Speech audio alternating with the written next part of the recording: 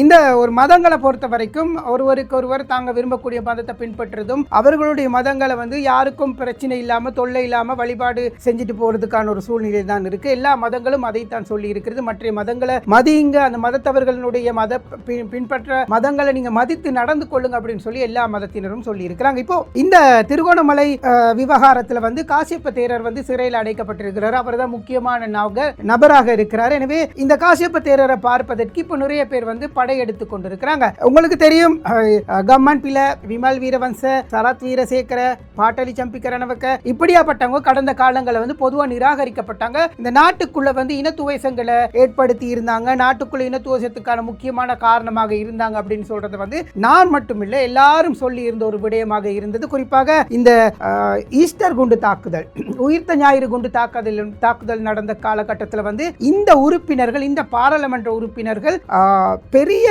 குழப்பங்களை ஏற்படுத்தி இருந்தாங்க. சமூகங்களுக்கு மத்தியில வந்து இவங்க வந்து இனவாதத்தை தூண்டுற மாதிரி பேசி இருந்தாங்க. அதே போல ஞானசார தேரர் உட்பட இந்த இனங்களுக்கு இடையிலான முருகலை ஏற்படுத்துறதுக்கு முக்கியமான நபர்களாக இருந்தாங்க. அதற்கு பிறகு அரசாங்கம் மாறிச்சு. அந்த அரசாங்கத்திலையும் இவர்கள் என்ன செய்தாங்கன்னு சொல்லி நான் தனியா சொல்ல வேண்டிய அவசியம் இல்லை. விமல் வீரவன்சையாக இருக்கட்டும், வாசுதேவ நாணயக்காரவாக இருக்கட்டும், உதயகம்மன் பிள்ளையாக இருக்கட்டும், கோட்டாபே ராஜபக்சனுடைய அரசாங்கத்தில் இருந்து வெளியில வந்து அதுக்கப்புறம் என்ன நடந்தது, நாடு எங்க போச்சு, நாடு எங்க இருக்கிறதுன்றது வந்து எல்லாரும் தெரிஞ்ச ஒரு விஷயம் தான்.